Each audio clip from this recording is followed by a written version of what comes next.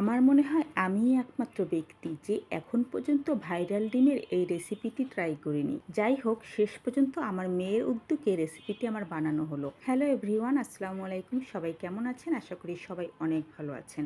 এই রেসিপিটি তৈরি করার জন্য আমি 5টা ডিম নিয়ে নিয়েছি, 2টা শসা এবং একটা আমড়া নিয়ে নিয়েছি। আমড়াটা অপশনাল, আপনারা না নিলেও পারেন। এখন প্রথম কাজই হলো ডিমগুলো সিদ্ধ করে নেওয়া। আমি ডিমগুলো সিদ্ধ দিয়ে বাকি কাজগুলো কমপ্লিট করে নিব। প্রথমেই শসা ছিলে নেব। আমি এখানে 2টা ছোট ছোট সাইজের শসা নিয়ে নিয়েছি এবং একটা আমড়া নিয়েছি।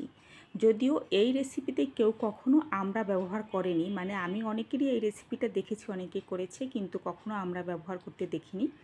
আমার কাছে কেন যেন মনে হলো যে আমড়া দিলেও রেসিপিটা খারাপ লাগবে না। শসা আমড়া ছেলা হয়ে গিয়েছে, তারপরে আমি কাঁচামরিচ কুচি করে নিচ্ছি। এরপরে আমি একটা পেঁয়াজও কিন্তু কেটে নিব। কাঁচামরিচ কুচি করা হয়ে গিয়েছে, আমি একটা গাবলার ভিতরে কাঁচামরিচটা ঢেলে নিচ্ছি। আপনারা চাইলে এখানে শুকনো মরিচও দিতে পারেন, একটু পুড়ে শুকনো মরিচটা ব্যবহার করতে পারেন। আমার বাসায় আমরা সবাই ঝাল একটু কম খাই, এ কারণে আমি শুধু কাঁচামরিচই দিয়েছি। এখন আমি শসা গ্রেট করে নিচ্ছি। 2টা শসাই আমার গ্রেট করে নেওয়া হয়ে গিয়েছে এবং এরপরে কিন্তু আমরাও আমি গ্রেট করে নিব। আমি শসা যে পানিটাকে চিপড়ায় আমি শসাটা নিয়ে নেব। আপনারা দেখতেই পাচ্ছেন যে আমি কিভাবে করে পানি চিপড়ায় নিচ্ছি। এখানে আমি কোনো পানি রাখবো না। এরপরে আমরা গ্রেট করে নিচ্ছি। প্রথমে নিচের দিক দিয়ে নিচ্ছিলাম, পরে দেখি যে একেবারে গলে গলে যাচ্ছে, মানে মিহি হয়ে যাচ্ছে। পরে আমি উপরের দিক থেকে আমড়াটাকে একটু ঘষে নিয়েছি। আমড়াও কিন্তু যে রসটা রয়েছে সেটার কিন্তু পানিটা আমি চিপড়ায় তারপরে নিয়ে নিয়েছি। শসা, আমড়া, পেঁয়াজ এবং কাঁচামরিচ সব কিছু আমি একসাথে নিয়ে নিয়েছি। আর এখানে আমি তেঁতুলের টক তৈরি করে নিয়েছি। অনেকে কিন্তু তেঁতুলের আচারও ব্যবহার করে, কিন্তু আমি বাসায় টকটা তৈরি করে নিয়েছি। এখানে তেঁতুল প্রথমে ভিজিয়ে রেখেছিলাম, তারপরে সেটাকে ছেঁকে আমি এভাবে করে টকটা তৈরি করে নিয়েছি। টকের ভিতরে আমি লবণ দিয়েছি, কাঁচামরিচ দিয়েছি এবং হাফ চামচের মতো চিনি দিয়েছি। আর এখানে শসা এবং আমড়া যে রয়েছে তাতে আমি চাট মশলা দিয়ে দিলাম আর হলো লবণ দিয়ে দিলাম। তারপরে একটু মথে নিচ্ছি। মথে নিয়ে সব কিছু ভালোভাবে মিশিয়ে নিলেই কিন্তু এটা মোটামুটি রেডি হয়ে যাবে। এটা তো হয়ে গেল মাখা, আর তেঁতুলের টকও হয়ে গিয়েছে রেডি। এবং এখান থেকে আমি একটু তেঁতুলের টক এখানে দিয়ে দেব, কারণ ডিমের যে রেসিপিটা তৈরি করব সেখানে কিন্তু ফুচকার মতো চাইলে টক কিন্তু দিয়েও খাওয়া যাবে। যাই হোক, আমার ভয়েস দিতে দিতে আমার না আসলে মুখে পানি চলে আসছে, যেহেতু এটা গতকালকে আমি তৈরি করেছিলাম আর আজকে ভয়েস দিচ্ছি।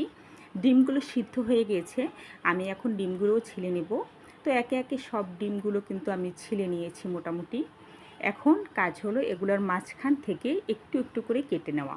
আমি ডিমগুলো দেখেই কিন্তু মানে কীরকম যেন আমার মনে হচ্ছে আজকে আমি আবার খাই, এরকম আমার একটা ফিলিংস হচ্ছে। তো এভাবে করে মাঝখান থেকে কিন্তু এগুলোকে কেটে নিতে হবে।